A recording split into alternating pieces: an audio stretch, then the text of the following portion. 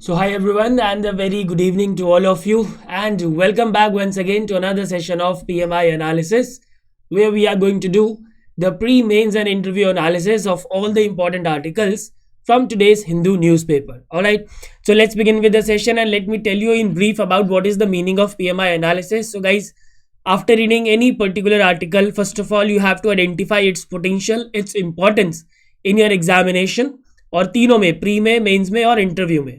After that, you have connected to your syllabus, and finally you can expect a question in your exam, pre में, mains में या फिर interview में. ठीक है, यू कैनॉट एक्सपेक्ट कि आपने कोई आर्टिकल पढ़ा और उसमें से डायरेक्टली उठ के कोई क्वेश्चन आ गया एग्जाम में.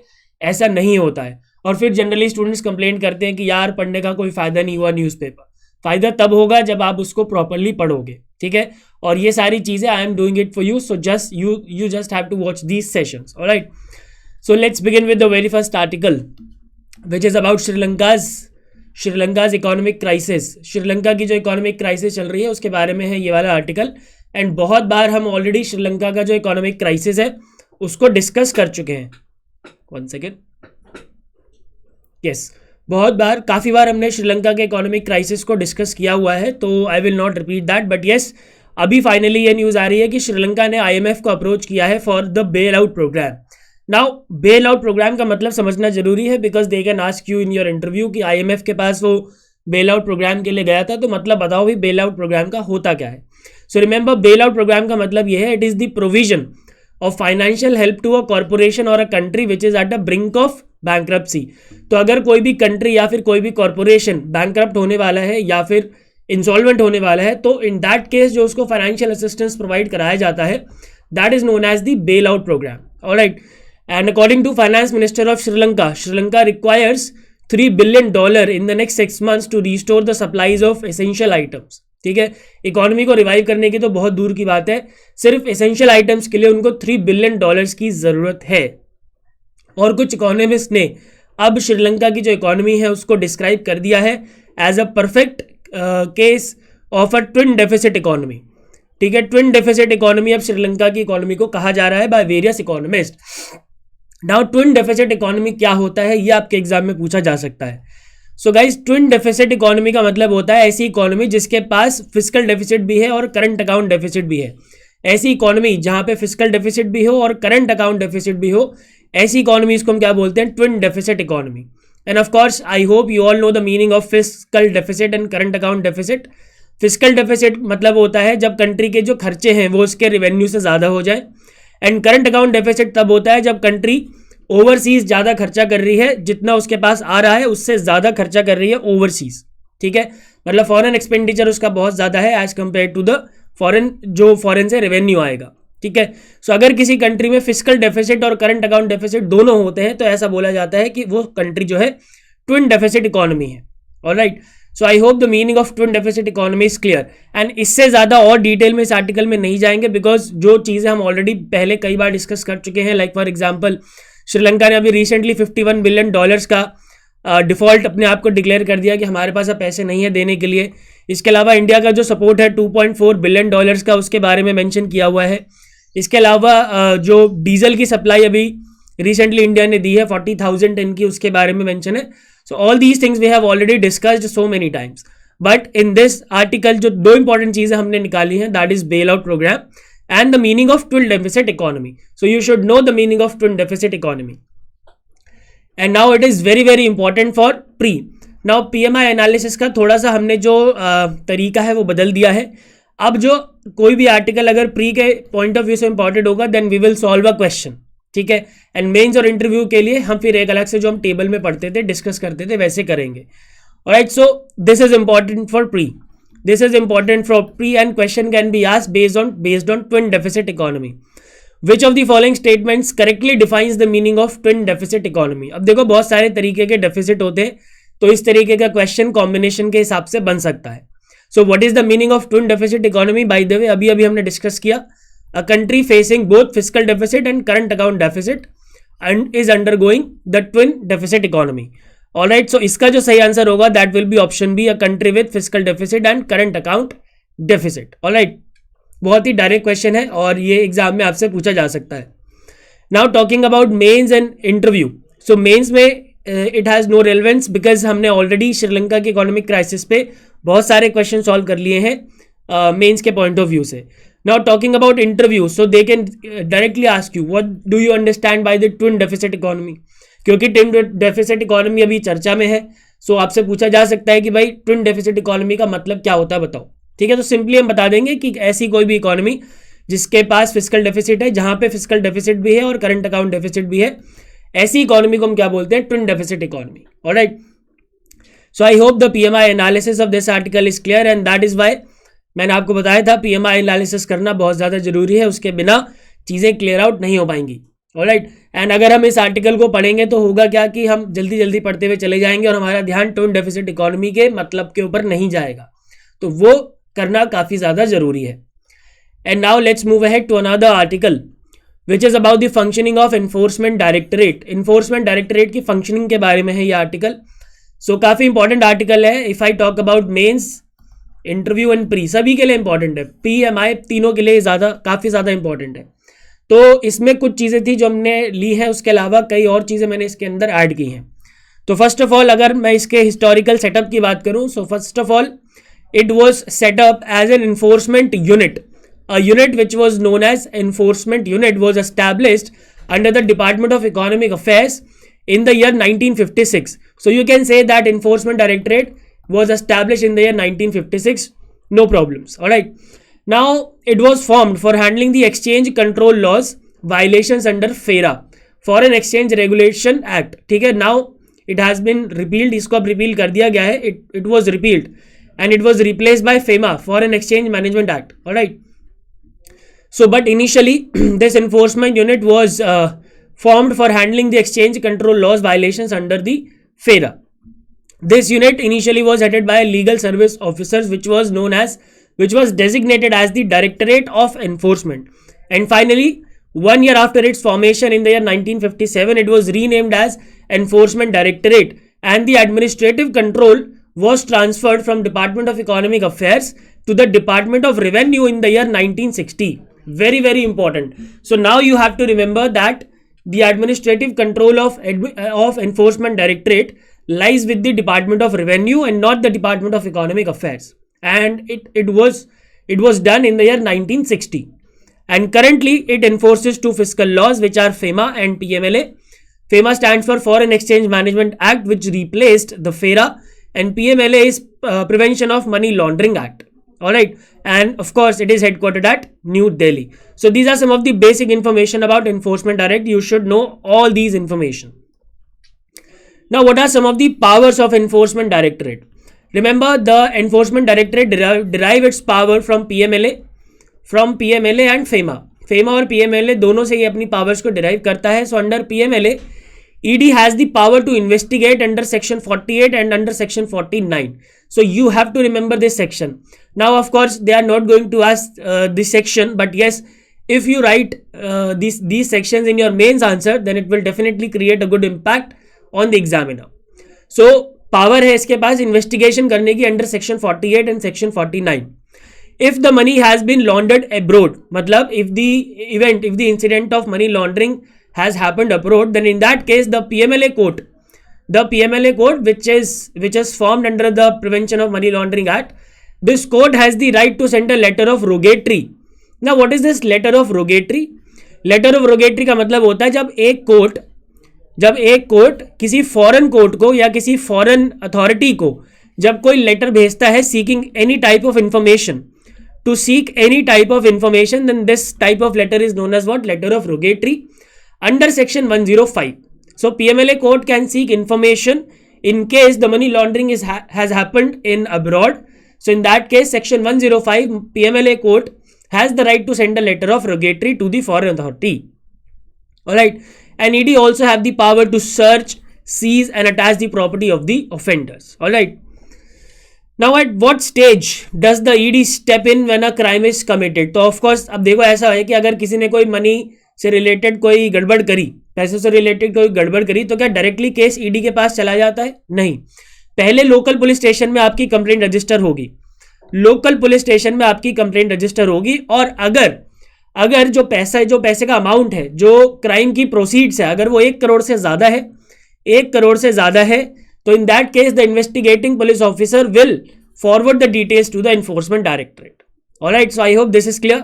अगर क्राइम के प्रोसीड का जो अमाउंट है वो 1 करोड़ से ज़्यादा है तो in that case the information is provided, the information is given to the enforcement directorate by the local police station. लेकिन इसमें उल्टा भी हो सकता है, लेकिन कि if the offence comes under the knowledge of ED so they can then call for the FIR और the chargesheet if it has been filed directly by the police official. ठीक है, मतलब अगर पुलिस ने क्या करा कि पुलिस ने ईडी को इन्फॉर्म नहीं किया, ईडी को इन्फॉर्म करना या किसी भी वजह से ईडी को इन्फॉर्म नहीं हो पाया तो इन दैट के, और अगर ईडी को पता चल जाता है तो ईडी जो है खुद से भी FIR मंगवा सकता है या फिर उस चार्जशीट को मंगा सकता है जो कि पुलिस ने उनकी बिना जानकारी के फाइल कर दी है कोर्ट में। Alright, so these are the two ways through which ED comes in. Now what differentiates the probe between the local police and the officers of the ED? क्या डिफरेंस होता है दोनों के प्रोब में? तो देखो लोकल पुलिस का, अब देखो उसको एक एग्जांपल से समझ लेते हैं। मान लेते हैं कि कोई बैंक है, लेट्स से कि बैंक ऑफ बड़ौदा है। ठीक है, बैंक ऑफ बड़ौदा में किसी तरीके की कोई चोरी होती है। लेट्स से कि वहाँ का कोई मेंबर है, कोई एम्प्लॉय है, बैंक ऑफ बड़ौदा का कोई एम्प्लॉय है, उसने क्या करा 10 करोड़ रुपए वहाँ से निकाल लिए, 10 करोड़ रुपए की वहाँ से चोरी कर ली, थेफ्ट कर ली और उसको जाके अपने घर में रख लिया। ठीक है, पुलिस को पता चला, पुलिस ने इन्वेस्टिगेशन करी एंड उन्होंने जो वो पैसा था वो बरामद कर लिया, जो 10 करोड़ था वो बरामद कर लिया। So this will be counted as theft. इसको हम क्या बोलेंगे? थेफ्ट बोलेंगे। और यहाँ पे किसी भी तरीके का कोई रोल नहीं होगा ईडी का, क्योंकि जो वो पैसा था वो बरामद हो गया है। ठीक है, पैसा क्या हो गया है? बरामद हो गया है, कैप्चर हो चुका है। ठीक है, सीज हो चुका है। लेकिन अगर मान लो दूसरा सिचुएशन है, इस एम्प्लॉय ने 10 करोड़ रुपए यहाँ से गायब करे और आफ्टर मान लो 5 साल के बाद वो इस 10 करोड़ का इस्तेमाल करता है to buy anything in the Indian market और इन दी फॉरेन मार्केट। मतलब ये जो 10 करोड़ है ये वापस से मार्केट में आ रहे हैं। ठीक है, वापस से मार्केट में आ रहे हैं तो इन दिस केस इसको हम बोलेंगे मनी लॉन्ड्रिंग। इसको हम क्या बोलेंगे? मनी लॉन्ड्रिंग, क्योंकि जो पैसा था वो बरामद नहीं हुआ है, उसका यूज हो रहा है टू बाय एनीथिंग एल्स। मान लो कि कोई प्रॉपर्टी खरीद ली, या फिर इन दैट केस अगर कोई बहुत ज़्यादा एक्सट्रीम है तो टेरर फाइनेंसिंग हो गई, तो इन दैट केस फिर यहाँ पे ईडी का रोल आता है। ठीक है, तो I hope the difference between the role of local police and ED is clear. तो थेफ्ट में और मनी लॉन्ड्रिंग में थोड़ा सा डिफरेंट होता है। थेफ्ट का मतलब ये है कि जो पैसा है वो बरामद हो गया उसी समय। ठीक है, जैसे ही पुलिस ने इन्वेस्टिगेशन करी पैसा बरामद हो गया। लेकिन मान लो कि उस समय पैसा बरामद नहीं हुआ, पैसा कैप्चर नहीं हुआ, पैसा सीज नहीं हुआ और उसी पैसे का इस्तेमाल लेटर स्टेज पे कहीं पे भी मार्केट में हो रहा है to buy anything, whether it is property और यू कैन से एनीथिंग। ठीक है ना, किसी भी तरीके से उसका इस्तेमाल हो रहा है जिससे कि वो पैसा दोबारा से मार्केट में आ रहा है, तो in that case it will be called as money laundering और वहां पे रोल आ जाता है ईडी का। Alright, now what are some other functions and powers? So remember the enforcement directorate has powers of searching the property under section 16 and they have power of seizing the property under section 17 of the PMLA. Under section 19 of PMLA they have the power to arrest and section 50 provides them the power regarding summons, production of documents and to give evidence. Alright, but यहाँ पे एक चीज आपको याद रखनी है, section 50 में ही ED can also directly carry out the search and seizure without calling the person for questioning. मतलब in that case it is not necessary to summon the person first and then start with the search and seizure. मतलब search and seizure के लिए समन देने की कोई जरूरत नहीं है, ईडी डायरेक्टली जाके सर्च कर सकता है और प्रॉपर्टी को सीज कर सकता है। एंड ये काफी इंटरेस्टिंग क्वेश्चन है। The PMLA being relatively new, can the ED investigate cases of money laundering retrospectively? क्या मनी लॉन्ड्रिंग के केसेस को ईडी रेट्रोस्पेक्टिवली इन्वेस्टिगेट कर सकता है? सो इसमें 2 पॉइंट्स हैं। अगर 2000 पहले से कोई प्रॉपर्टी इल गॉटन प्रॉपर्टी अक्वायर की गई है और उसको डिस्पोज कर दिया गया है 2005, why 2005? Because PMLA came into force in the year 2005। ठीक है, अगर 2005 से कोई प्रॉपर्टी अक्वायर की गई और उसको डिस्पोज ऑफ कर दिया गया तो कोई केस नहीं बनता पीएमएलए में। लेकिन मान लो कि 2005 से पहले कोई पैसा मैंने कोई चोरी करके रखा या किसी भी XYZ पर्सन ने चोरी करके रखा, उसको रखा हुआ है, लेकिन उसको उसने 2005 के बाद इस्तेमाल किया है टू बाय द प्रॉपर्टीज और anything else, then the person is liable to be prosecuted under PMLA. ठीक है, तो 2 डिफरेंट बातें हैं। 2005 से पहले मान लो चोरी हुई और 2005 से पहले ही प्रॉपर्टी खरीद के बात खत्म कर दी गई, तो इन दैट केस पीएमएलए नहीं लगेगा। लेकिन अगर मान लो 2005 से पहले चोरी हुई है, थेफ्ट हुआ है 2005 से पहले, और उसके बाद 2005 के बाद उस पैसे का इस्तेमाल किया जा रहा है, यूज किया जा रहा है टू बाय एनीथिंग, ठीक है, तो in that case PMLA will be applicable and the person doing such thing will be liable for prosecution under PMLA. All right. So I hope guys this article is clear and all the aspects related to ED is clear. Now ED थोड़ा time पहले controversy में भी आया था क्योंकि ED के जो director थे उसका जो टेन्योर था वो बढ़ा के गवर्नमेंट ने 5 साल का कर दिया था, तो जिसपे ऑपोजिशन ने काफ़ी ज़्यादा हल्ला शोर मचाया था कि भाई जो ये ED के डायरेक्टर का आप जो टेन्योर बढ़ा रहे हो उसका आप मिसयूज करोगे। हालांकि ये काफ़ी पॉलिटिकल स्टेटमेंट है, वो हमारे काम का नहीं है, बट यस ये न्यूज़ में आया था इसलिए हमें इसके बारे में पता होना चाहिए। Alright, and now it is important for pre के लिए काफ़ी ज़्यादा इंपॉर्टेंट है, एंड क्वेश्चन आपका डायरेक्टली आ सकता है कहाँ से, ईडी से। So consider the following statements with respect to ED and you have to identify the correct statements. Number 1, it is a law enforcement agency of the government of India which is responsible for enforcement of PMLA only. एक एक word को ध्यान से पढ़ना होता है pre में। Law enforcement agency है, यस बिल्कुल सही बात है, गवर्नमेंट ऑफ इंडिया की, क्योंकि ये पीएमएलए और फेमा को एनफोर्स करता है, ठीक है।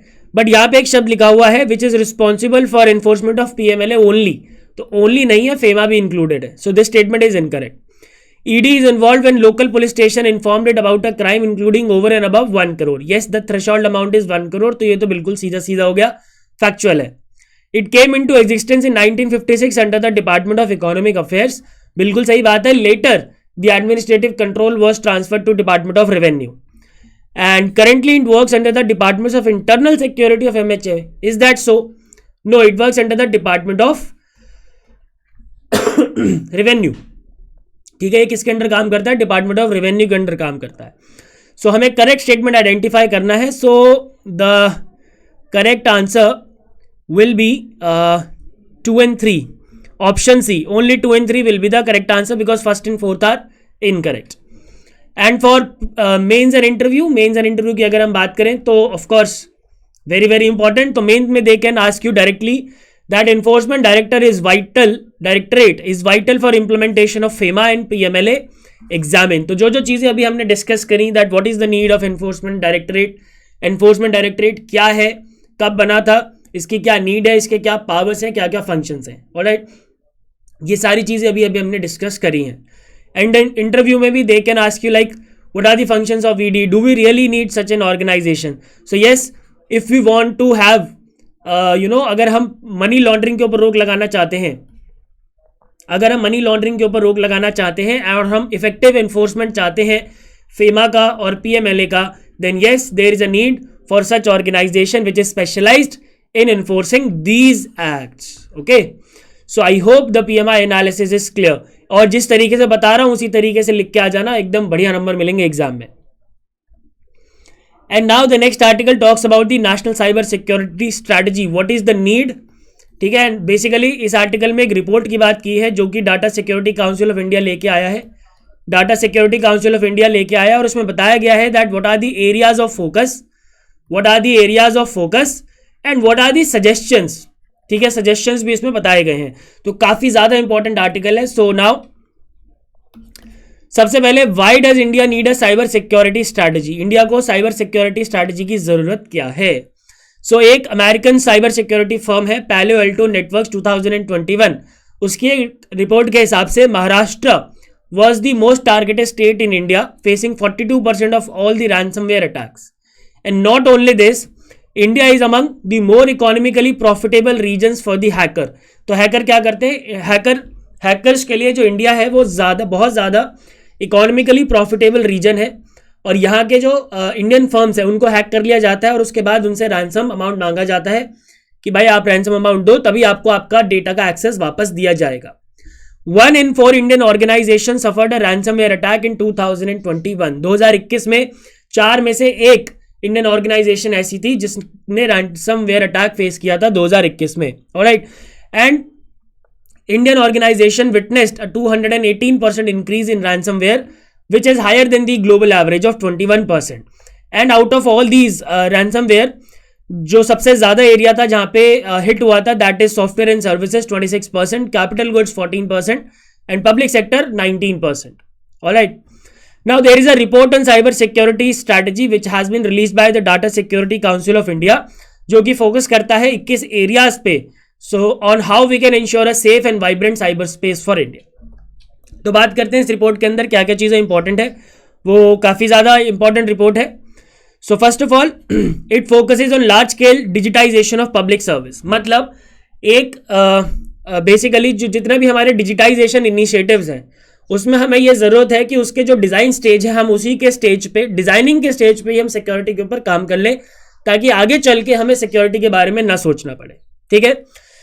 Then supply chain security, there should be robust monitoring and mapping of the supply chain of the integrated circuits and electronic product, ताकि सप्लाई चेन जब है, मतलब जब सप्लाई चेन हो रही है उसी समय कोई किसी ना किसी तरीके से अगर कोई हैकिंग का चीज होता है तो उसको रोक दिया जाए। ठीक है।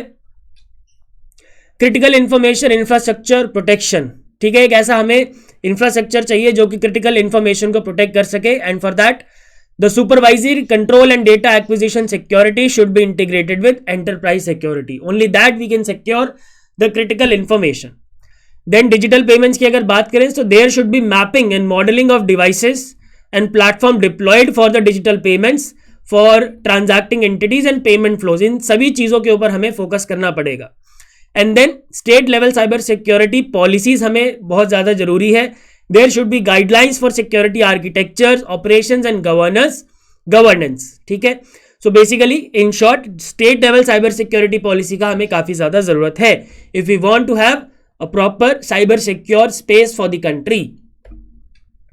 Now what are the suggestions, क्या क्या सजेशन दिए गए हैं इस रिपोर्ट में। Number 1, budgetary provision government of India को बढ़ाना पड़ेगा। A minimum allocation of 0.25% of the annual budget should be allocated to the cyber security and this can be raised up to 1%. ठीक है। This report also suggests setting up a fund of funds for cyber security and to provide central funding to states to build capabilities in the same field. So there is a need of funds or you can call it as mother fund also. एक हमें mother fund की जरूरत है in the area of cyber security. Then we have a need of research, innovation, skill building and technology development and to modernize and digitization of the information and communication technology infrastructure. All right. Then there is a need of crisis management for adequate preparation to handle crisis. The DSCI, the Data Security Council of India recommends holding the cyber security drills. हमें cyber security drills time to time conduct करानी पड़ेगी ताकि अगर किसी भी तरीके का कोई क्राइसिस आता है उसके लिए हम तैयार रहें।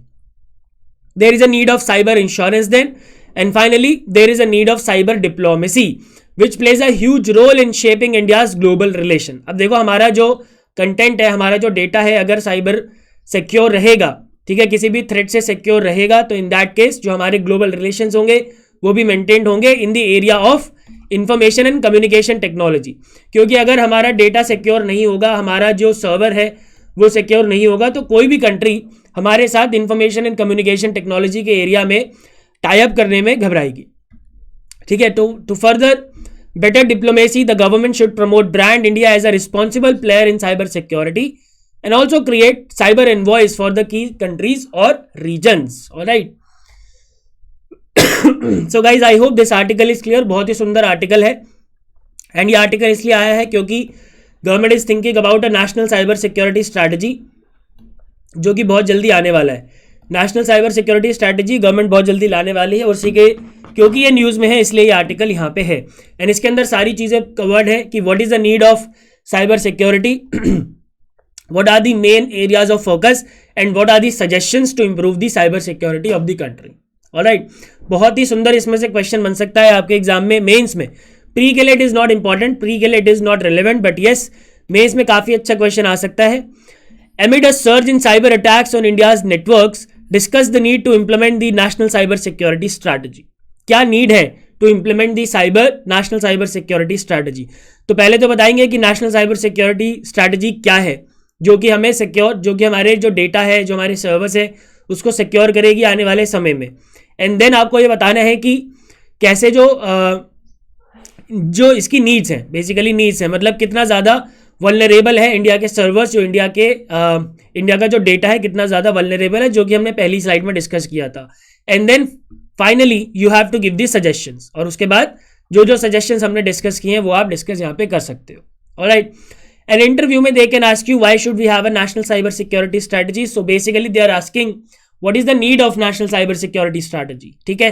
सो इस तरीके से आपसे इंटरव्यू में पूछा जा सकता है, और जो जो चीज़ें हमने अभी पढ़ी हैं वो सारी चीज़ें आप इसमें मेंशन कर सकते हो अलॉन्ग विद दी सजेशंस.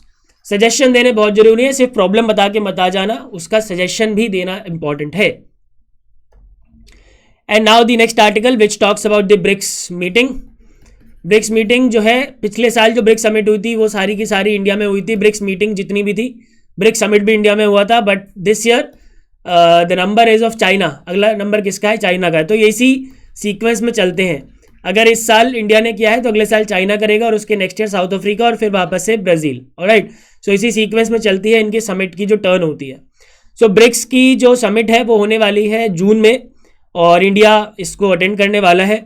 जो हमारा वहाँ पे LAC के ऊपर जो हमारा कन्फ्रंटेशन हुआ था चाइना के साथ, उसके बाद पहली ऐसी मीटिंग होगी जो कि चाइना होस्ट करेगा और उसको इंडिया अटेंड करेगा. ठीक है. जून में होगा, 24 जून के आसपास ये होने वाला है.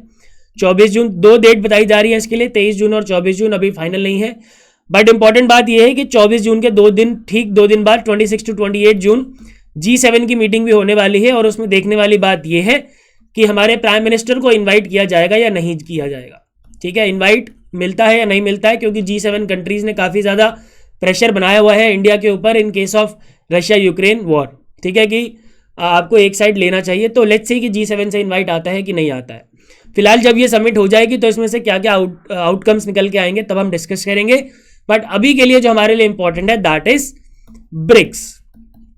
ब्रिक्स क्या है उसके बारे में जानना इंपॉर्टेंट है. Brazil, Russia, India, China, south Africa. So this term brick was coined bye gym ओ'नील, who was the British economist in the year 2002, and this term was used to describe the 4 emerging economies which are Brazil, Russia, India and China. ठीक है. This grouping was formalized in the year 2006 when there was a meeting of all these countries' foreign ministers. South Africa was invited to join in the year 2010, and it joined in the year 2010, and since then the acronym was changed from BRIC to BRICS. Alright. And remember the BRICS, these 5 countries together are the largest developing countries of the world, representing 41% of the global population, 24% of the global GDP and 16% of the global trade. So you can see how important this group is. And remember there is a new development bank also. If you remember this, new development bank is also known as BRICS bank. BRICS bank भी इसको बोलते हैं. It was established through the Fortaleza Declaration in the year 2014 during the 6th BRICS Summit. ठीक है. Fortaleza Declaration याद रखेंगे, UPSC में एक बार क्वेश्चन भी पूछा जा चुका है. आई थिंक 2015 या 16 का क्वेश्चन था, कि उसमें स्टेटमेंट गिवन थी that NDB was established through the Fortaleza Declaration. तो Fortaleza Declaration से एस्टैब्लिश हुआ था इन the year 2014 new Development bank. And recently new Development bank का जो नया मेंबर है that is Egypt. Egypt is the new and 9th member of new Development bank. First BRIC summit, remember BRIC, not BRICS. It took place in Russia in the year 2009, and South Africa attended its first BRICS summit, or you can say overall 3rd BRICS summit को south Africa ने attend किया था इन the year 2011, which was held in China. Alright. और उसके बाद वो turn to turn चलते रहते हैं. फॉर एग्जाम्पल अगर इस साल चाइना का नंबर है तो next year it will be South Africa's turn. ठीक है. So these are some of the brief information about BRICS. And now pre में इसमें से क्वेश्चन बन सकता है बहुत ही अच्छा. ब्रिक्स के बारे में क्वेश्चन आपसे पूछा जा सकता है. So consider the following statement and identify which are incorrect. New Development Bank was set up under Fortaleza Declaration. बिल्कुल सही बात है. In the year 2014 by 6th BRICS summit. ठीक है. South Africa joint BRICS in 2010. बिल्कुल सही बात है. And first BRICS summit took place in China in the year 2009. China में नहीं हुआ था. पहला ब्रिक्स समिट हुआ था रशिया में, नॉट इन चाइना. चाइना में इसके बाद हुआ था 2011 में. Alright. So incorrect we have to identify. Incorrect कौन सा है? Option D, only 3 will be the incorrect statement, and that's it. That is the correct answer to this question. तो प्री के लिए इसका रेलेवेंस था, मेंस के लिए कोई रेलेवेंस नहीं है। मेंस का रेलेवेंस इसका तब होगा जब ये जो ब्रिक्स समिट है कंप्लीट हो जाएगी और जो उसका आउटकम होगा जब हम उसको डिस्कस करेंगे तो फिर वो काफ़ी ज़्यादा इंपॉर्टेंट हो जाएगा मेंस के लिए। Alright, and now the last article for today, retirement space in Supreme Court may affect efforts to scale down the pendency. अब देखो इस साल बहुत सारी रिटायरमेंट होने वाली है सुप्रीम कोर्ट में, बहुत सारी रिटायरमेंट है सुप्रीम कोर्ट में। अभी जो हमारे चीफ जस्टिस है एनवी रमन्ना, वो भी अगस्त में रिटायर होने वाले हैं। उसके बाद जो हमारे नेक्स्ट चीफ जस्टिस बनेंगे according to the seniority U Lalit, वो नवंबर में रिटायर हो जाएंगे। तो बहुत सारी रिटायरमेंट है। एक लेडी जज है, आई थिंक उनका नाम इंदिरा बैनर्जी है, if I am not wrong, वो भी रिटायर होने वाली हैं इस साल। So there are various retirements this year, और जिससे कि जो पेंडेंसी है उसको स्केल डाउन करने में काफ़ी ज़्यादा मुश्किल होने वाली है in front of supreme court. उसके बारे में आर्टिकल है, बट इतना ज़्यादा डिटेल में पढ़ने की इस आर्टिकल की जरूरत नहीं है। बट येस, हम ये ज़रूर पढ़ेंगे कि what are the qualifications of becoming a Supreme Court जज, how they can be removed and how they are appointed. ठीक है, ये 3 चीज़ें हम पढ़ेंगे क्योंकि ये सुप्रीम कोर्ट के जजेस के बारे में है, तो ये आपसे एग्जाम में पूछा जा सकता है। Now what are the qualification of becoming a Supreme Court judge? I know you have read all these things in Lakshmikant, but अगर एक बार रिवीजन हो जाएगी तो उसमें कोई परेशानी नहीं आई बिलीव। ठीक है, ना उसके बाद हम क्वेश्चन भी डिस्कस करेंगे। So there is no minimum age which has been prescribe by the constitution of India और by the supreme court for becoming the जज of the supreme court. Alright, he और she should be a citizen of India.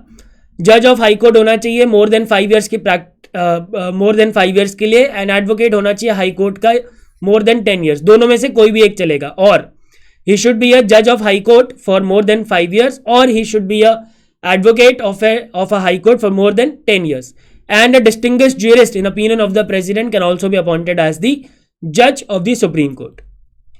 All right, now they are appointed by the president of India. They are appointed by the president of India. The CJI, Chief Justice of India, is appointed by the president of India. And remember, other judges are elected by the president after consultation with the CJI and such other judges of the Supreme Court and High Court as the president may deem necessary. Now remember, एक बात याद रखेंगे, ये जो consultation है CJI की, that is obligatory.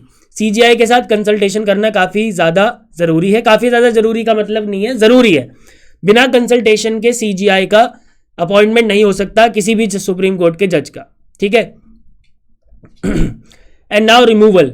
देखो एक तो तरीका ये है, रिमूवल तो नहीं होगा, वो रेजिग्नेशन दे सकते हैं to the president of India. पहला तो तरीका ये हो गया, but they can be removed also. But remove करने के 2 ग्राउंड्स हैं, एक तो है प्रूव्ड मिसबिहेवियर और दूसरा क्या है, इनकैपेसिटी। और जो हमारा एक जजेस इंक्वायरी एक्ट है 1968 का, उसी में सारी डिटेल दे रखी है of the process of impeachment of impeachment of जज ऑफ सुप्रीम कोर्ट। ठीक है, और 2-3 साल पहले आई गेस एक क्वेश्चन भी आया था इसमें, तो काफी ज्यादा इंपॉर्टेंट है ये। So first of all there is a need of a removal motion. ठीक है, किसी में भी हो सकता है, लोकसभा में भी हो सकता है, राज्यसभा में भी हो सकता है। If it is in Lok Sabha then that motion must be signed by 100 members, while in case of Rajya Sabha signature of 50 members is required. Speaker or the chairman may admit or refuse this motion. Speaker in case of Lok Sabha, chairman in case of Rajya Sabha. अगर इस motion को accept कर लिया जाता है then there is a 3-member committee that will be formed, and this will be formed by the speaker or the chairman. ठीक है, this committee shall consist of CJI or judge of the Supreme Court, chief justice of a high court and distinguished jurist. ये याद रखना काफी ज्यादा important है। And उसके बाद अगर ये जो कमेटी बनाई है, अगर ये मानती है कि यस जो हमारे जज साहब है जिनके खिलाफ ये इम्पीचमेंट का प्रोसेस चला हुआ है, अगर ये मानती है कि हाँ ये गिल्टी है of anything either of proved misbehaviour और इनकैपेसिटी, तो इन दैट केस क्या होगा, फिर एक रेजोल्यूशन पास किया जाएगा इन बोथ द हाउसेस। ठीक है, और इसमें स्पेशल मेजोरिटी चलती है, नॉर्मल मेजोरिटी से नहीं होगा, स्पेशल मेजोरिटी 2/3 मेजोरिटी जिसमें चाहिए होता है। ठीक है, and this needs to be pass by both houses in the same session. ठीक है, और उसके बाद अगर ये पास हो जाता है रेजोल्यूशन, तो in that case the supreme Court जज स्टैंड्स इम्पीच्ड। ऑलराइट, लेकिन कोई भी सुप्रीम कोर्ट के जज को आज तक इम्पीच नहीं किया गया है, लेकिन पहला इम्पीचमेंट मोशन मूव हुआ था अगेंस्ट वी रामास्वामी, लेकिन वो लोकसभा में डिफीट हो गया था। ठीक है, सो ये याद रखेंगे जजेस इंक्वायरी एक्ट 1968 में क्या क्या चीजें मेंशन्ड है। एंड नाउ प्री में आपके क्वेश्चन कैसा बनेगा? विद रिस्पेक्ट टू जजेस inquiry act 1968 you have to identify the correct statements among the following. A removal motion signed by 50 members in case of Lok Sabha and 100 members in case of Rajya Sabha. नहीं, it is 100 members in case of Lok Sabha and 50 members in case of Rajya Sabha. Speaker or chairman has to admit the motion. No, that is not compulsory that they will have to admit the motion. They can also refuse to admit. ठीक है, वो refuse भी कर सकते हैं. So this is also incorrect. After the motion is accepted, 5-membered committee is formed. It is not a 5-membered committee, it is a 3-membered committee. So this type of question guys can be asked, and if I talk about the answer to this question, so none is correct, should be the correct answer, option D. Alright. And that's it for the session today guys. I hope all the articles and their PMI analysis are clear. If you have enjoyed the session, then do share it with your friends, family, neighbors, भाई बंधु रिश्तेदार सब में share कर दो, and hit the like button. Thank you so much for watching. I'll see you in the next session tomorrow. Goodbye, take care, and God bless.